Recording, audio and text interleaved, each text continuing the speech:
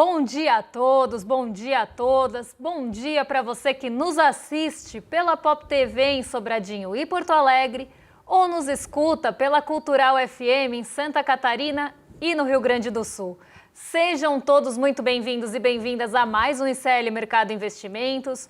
Hoje, terça-feira, agora sim vamos comentar do desemprego, mas tem notícia também quentinha que saiu hoje de manhã, porque saiu a pesquisa Atlas e ela mostrou não só um desânimo do brasileiro com algumas situações e questões econômicas, como também fez um recorte geracional que vem aí muito ao encontro do que a gente já falou em outros programas, que é o cansaço do millennial, o cansaço das gerações mais jovens e a falta de perspectiva do futuro. Então a gente vai falar sobre esse recorte também, além de passar pelos principais aspectos aqui do nosso dia. Então já vamos começar com a agenda para ver o que saiu, o que não saiu, o que vai ser falado hoje e o que deve conduzir os mercados e o dia de hoje de forma geral. Vamos dar uma olhadinha aqui, porque às 5 horas da manhã aqui no Brasil já saiu o IPC-FIP de novembro, medição aqui da FIP do Índice de Preços ao Consumidor.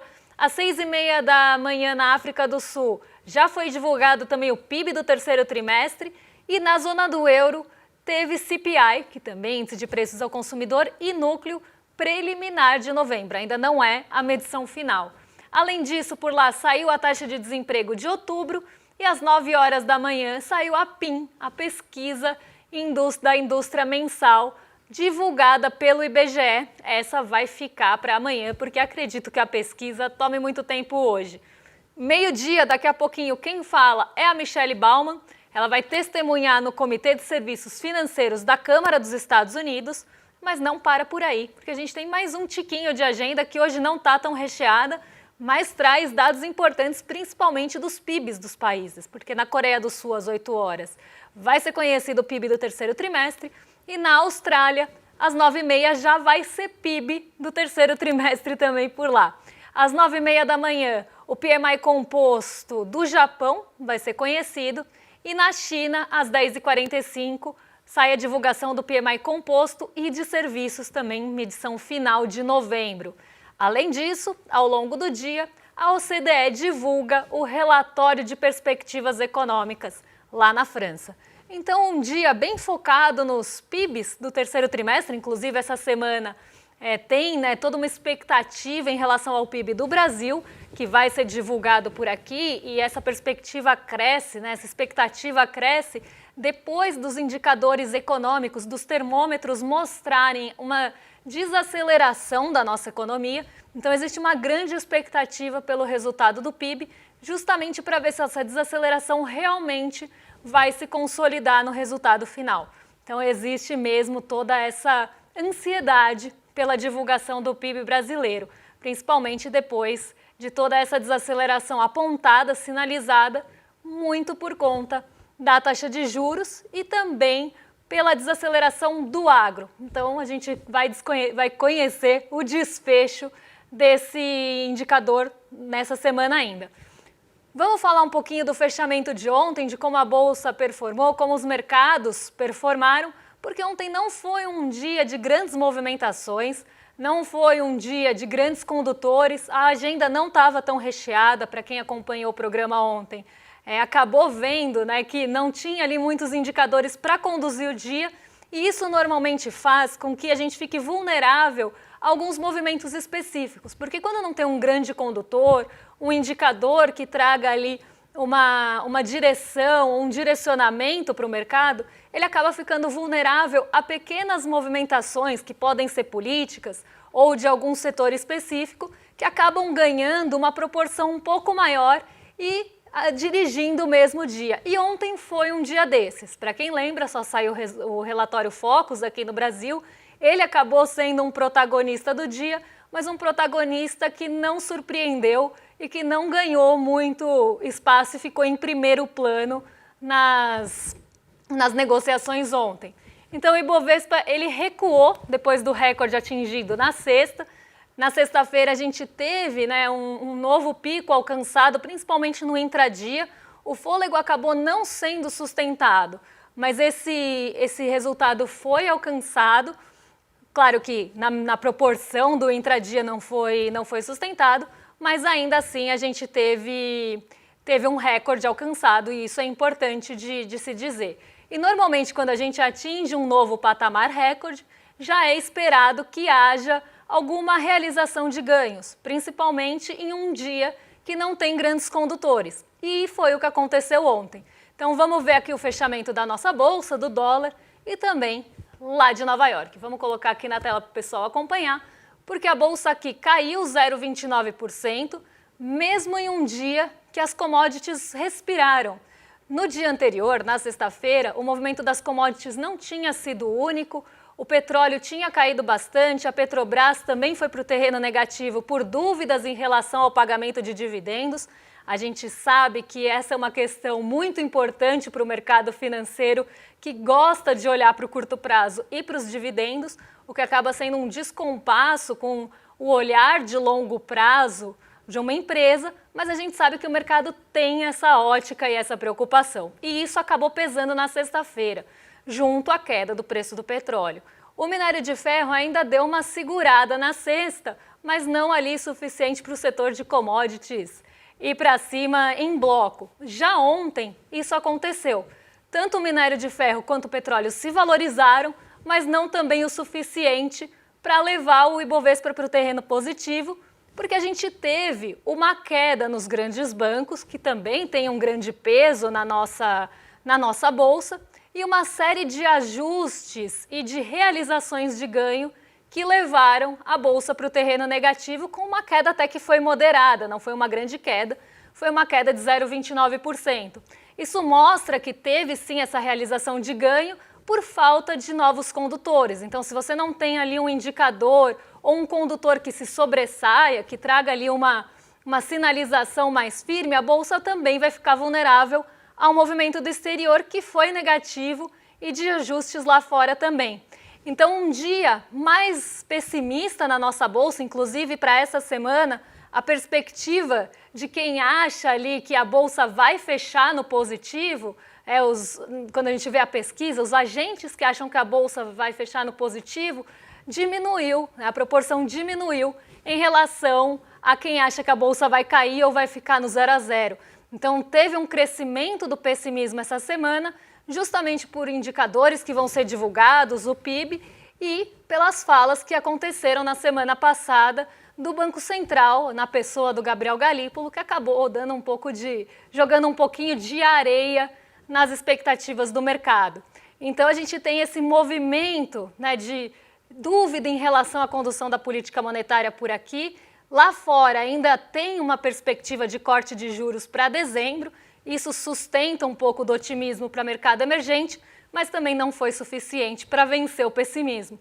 Ontem o ajuste falou mais alto, a gente terminou com essa queda e, consequentemente, alta do dólar, que foi para 5,39.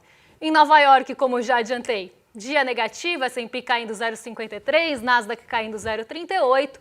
Então, um dia também que não tivemos apoio das bolsas internacionais, apesar do movimento positivo das commodities, mas sem fôlego para sustentar o terreno positivo. Então, dia mais negativo ontem nas bolsas, muita dúvida e incerteza pairando no ar nesse fim de ano, e como eu já falei e vou repetir aqui, o fim do ano começa a ter um ritmo mais lento, a gente entra numa marcha mais lenta de indicadores, entra numa marcha mais lenta também de negociação, volume de negociação das bolsas. As pessoas costumam se posicionar já no fim do ano para sair de férias. A bolsa fica fechada aqui no Brasil e no exterior durante vários dias.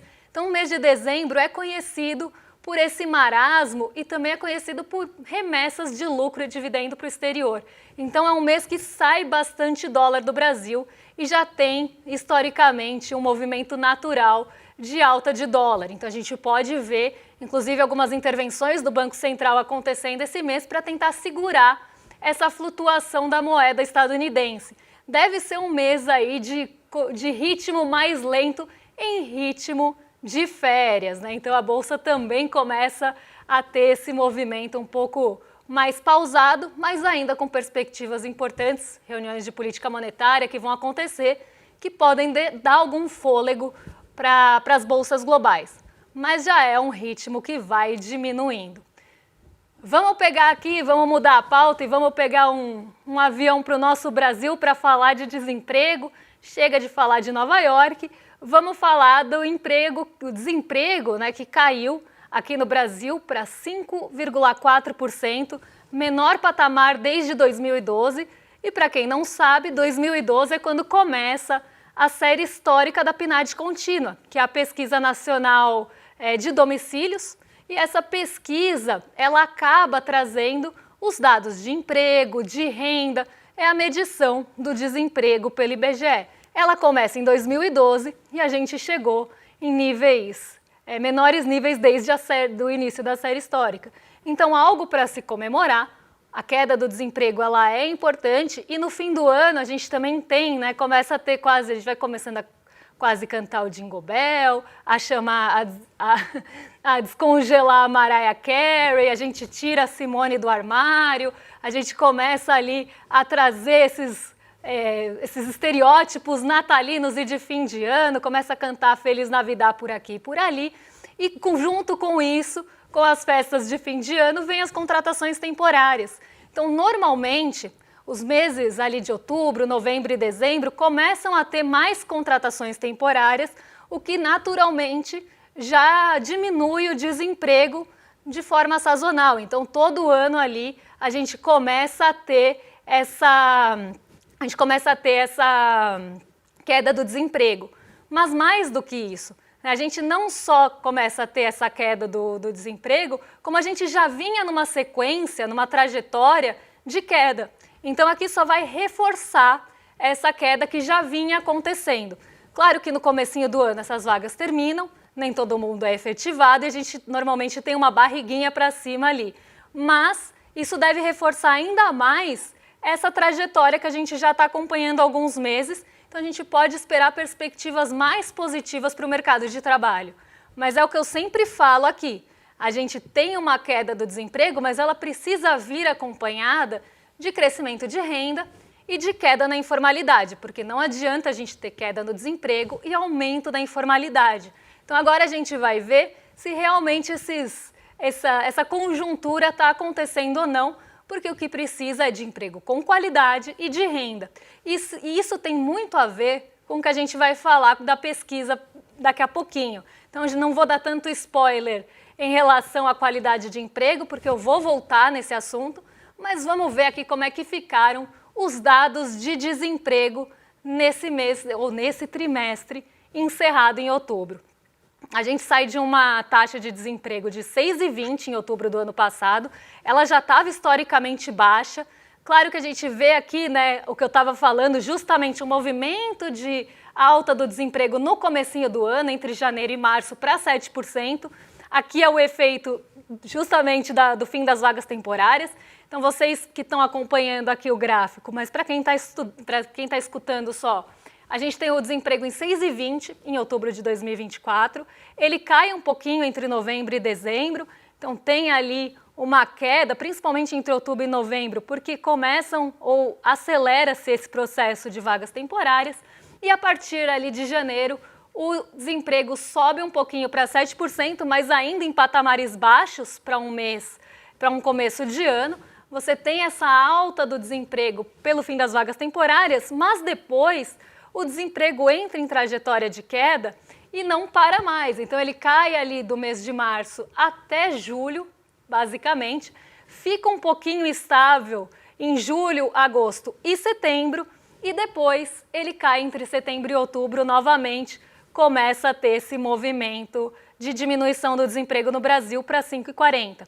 Então, um movimento que está sendo acelerado também pelo fim de ano, mas que é uma trajetória que já vinha se confirmando nos meses anteriores. Agora vamos ver como fica a renda real do brasileiro aqui no mês de outubro. Vamos entender se teve alta ou não da renda real. Só para todo mundo entender, renda real é aquela que já desconta a inflação. Então, já é a renda descontada a inflação aqui. Em dezembro de 2023, a gente estava com uma renda média real recebida aqui no trabalho habitualmente recebido, tá? Então, você tinha ali o rendimento de trabalho habitualmente recebido, né, fica muito melhor assim, de R$ 3.286. E a gente vê que por mais que a gente tenha tido queda no desemprego, essa queda no desemprego veio acompanhada pelo aumento da renda, o que é um fator positivo, porque não adianta nada a gente ter queda no desemprego e a renda do brasileiro cair. Então essa queda do desemprego vem acompanhada com o aumento de renda, isso muito por conta de políticas de valorização do salário mínimo e até por um mercado de trabalho mais aquecido. Quando a gente olha as negociações salariais, por exemplo, que são os dados que vêm dos sindicatos pelo DIEESE, a gente vê que a gente tem tido mais sucesso nas negociações salariais. Isso porque a inflação está arrefecendo, então o reajuste necessário fica menor, mas também por um aquecimento do mercado de trabalho que dá um pouquinho mais de poder de barganha para o trabalhador negociar suas condições salariais. Quando a gente tem um desemprego baixo, esse poder aumenta. O trabalhador consegue negociar um pouco melhor, ainda que impede muita desigualdade, ele consegue negociar um pouco melhor suas condições de trabalho e ter mais sucesso nesse ganho real. Então os dois ou os três fatores podem ser lidos juntos para entender essa melhora salarial. A valorização do salário mínimo acima da inflação, o menor desemprego e essas negociações salariais um pouco mais favoráveis, ainda que a gente saiba que negociar com o patrão diretamente é conto da carrochinha. Agora vamos lá, porque a gente sai ali de R$ 3.286 e passa a um patamar de R$ 3.528. Então sim, o desemprego foi acompanhado por aumento da renda e isso é super importante. Agora a gente vai ver como é que fica em relação à formalidade, porque a informalidade, segundo a PNAD contínua, caiu. Então teve uma diminuição da informalidade entre os meses de setembro e outubro, foi uma variação pequena ali na casa de 1%, mas o próximo gráfico, ou a tabelinha, ajuda a gente a entender como ficam as movimentações das pessoas empregadas por categoria em 1.000 pessoas, tá? Então eu não vou ficar repetindo 1.000 pessoas aqui, porque todos esses dados e todos esses números estão sempre em 1.000 pessoas. Então se a gente está falando aí 122 mil, são 122 mil pessoas. Como é que fica a variação entre as categorias? Se a gente teve mais pessoas empregadas naquela categoria ou não. Então, no total, a gente teve um aumento de 122 mil pessoas empregadas no total. E na categoria de empregado, que aí pode ser do setor público ou do setor privado, um aumento de 158 mil. Empregados no setor privado foram 58 mil. E a gente aqui tem um aumento, né, justamente dessa informalidade nos empregados do setor privado, porque diminuíram as pessoas empregadas com carteira assinada e aumentou consideravelmente sem a carteira assinada. Então, dentro dos empregados do setor privado, a maior parte das pessoas foi para a categoria sem carteira e esse é um ponto de atenção, principalmente falando da diminuição da carteira assinada. Então, teve diminuição das pessoas empregadas com carteira e um aumento das pessoas empregadas no setor privado sem a carteira assinada. Esse é um ponto que aponta, né, ou sinaliza para a informalidade, apesar dela ter diminuído no mês de forma geral. Então, a gente vai ver como ficam as outras categorias aqui. No setor público, teve um aumento de 60 mil pessoas empregadas e esse aumento veio dos empregados no setor público sem carteira assinada também. Então, outro alerta aqui, porque vem da informalidade sem a carteira assinada, com 71 mil pessoas nessa categoria, diminuição com carteira assinada de 15 mil pessoas e entre os estatutários e militares o aumento foi só de 5 mil, o que leva ali aos empregados no setor público terem aumento, mas o aumento vindo também sem carteira assinada. Vamos ver como é que fica na categoria de empregador, porque o empregador também pode estar na informalidade sem CNPJ. Os empregadores tiveram um aumento de 4 mil, diminuição no empregador com CNPJ e aumento nos empregadores sem CNPJ, o que também acaba acendendo um alerta para essa informalidade entre os empregadores. Agora, entre as pessoas que trabalham por conta própria, a gente teve um aumento de 13 mil pessoas nessa categoria. Então, aumentou o número de pessoas que trabalham por conta própria. Mas aqui sim a gente teve uma diminuição da informalidade, porque as pessoas passaram a trabalhar por conta própria com CNPJ e diminuiu o número de pessoas que trabalham por conta própria sem CNPJ. Então aquela variação bem pequenininha que a gente vê na diminuição da informalidade pode estar vindo da conta própria. Aqui é sempre um trava-língua, né? Quase 3 pratos de trigo para 3 tigres tristes. Mas vamos lá, o conta própria sem CNPJ teve diminuição. Então aqui a gente pode ter esse efeito da queda da informalidade, porque ela realmente ficou bem marginal. Ficou ali com uma variação pequenininha.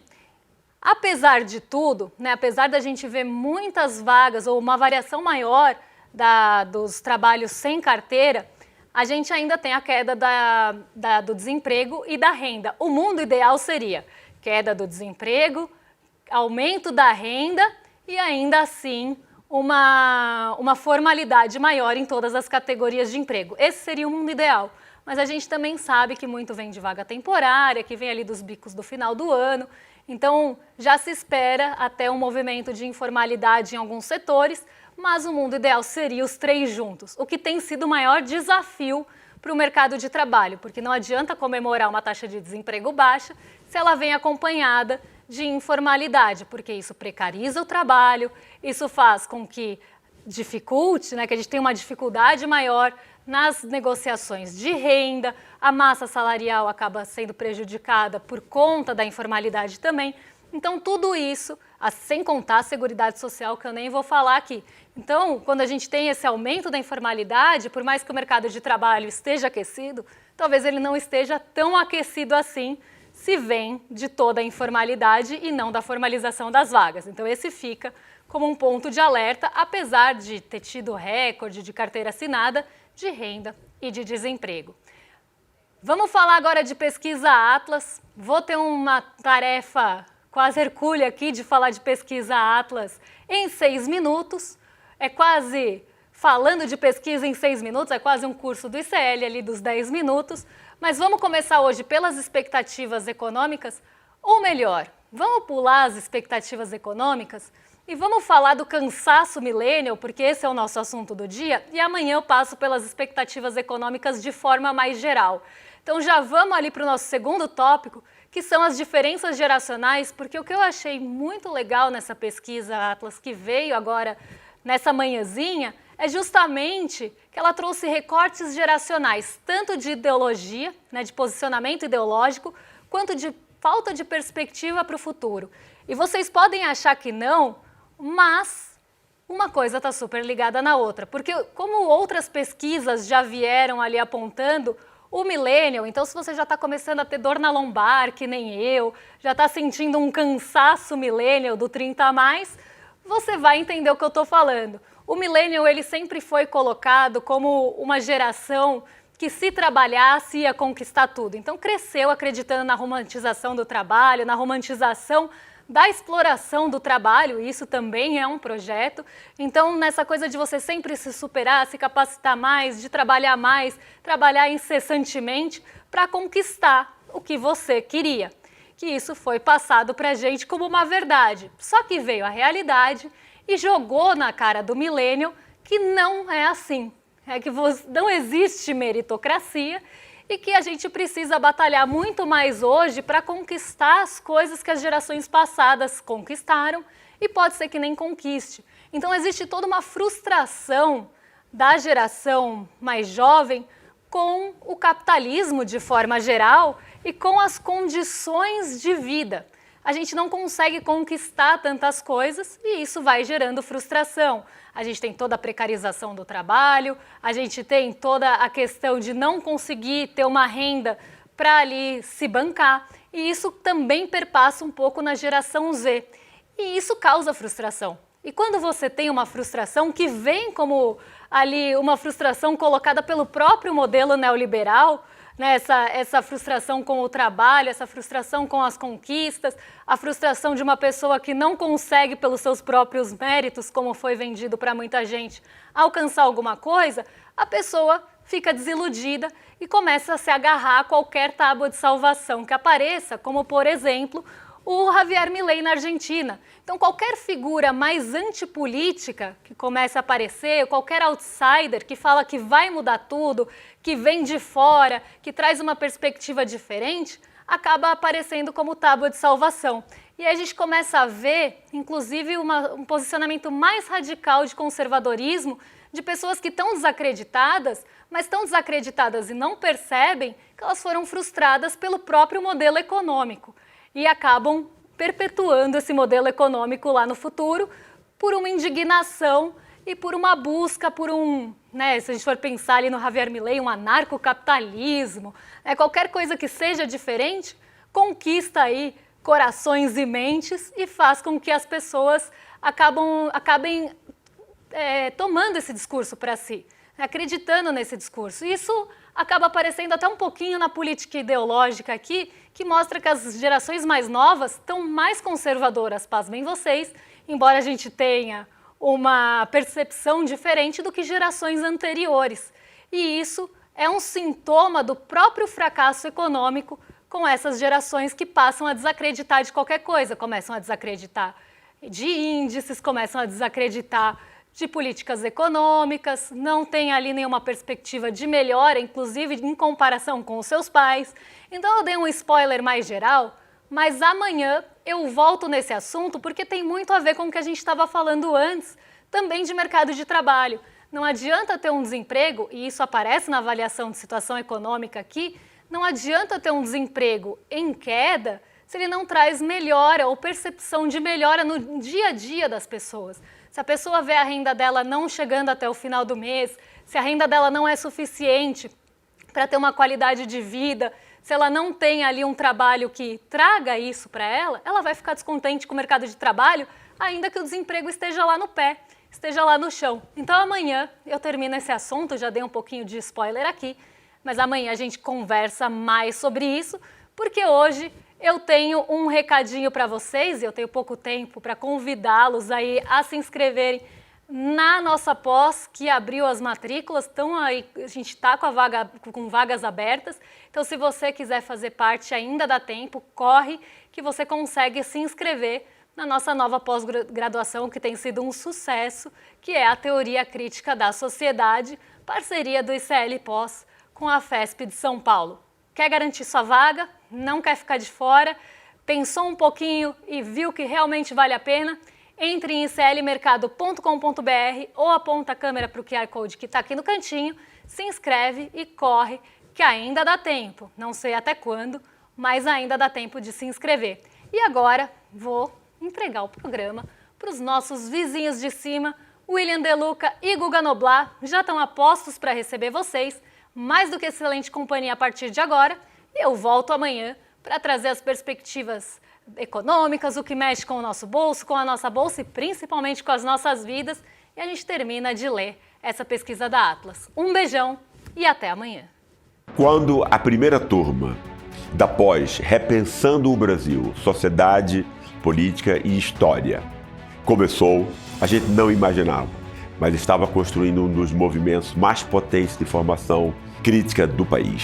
Foram mais de 5.000 alunos matriculados em 2025.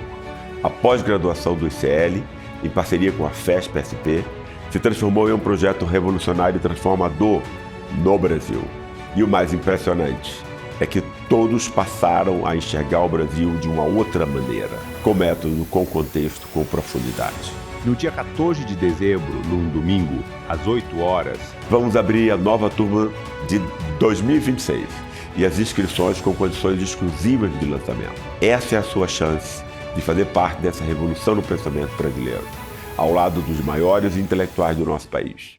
No ICL, o conhecimento transforma realidades. São mais de 300 cursos com alguns dos maiores nomes do Brasil, em economia, política, filosofia, história, finanças pessoais, autoconhecimento e muito mais. Aqui, cada aluno faz parte de um projeto único, 100% independente e financiado pelos próprios estudantes. É graças a quem se torna aluno que o ICL existe e o jornalismo livre chega até você. Se inscreva agora em icl.com.br e torne-se aluno. Estude, apoie e faça parte da revolução do conhecimento.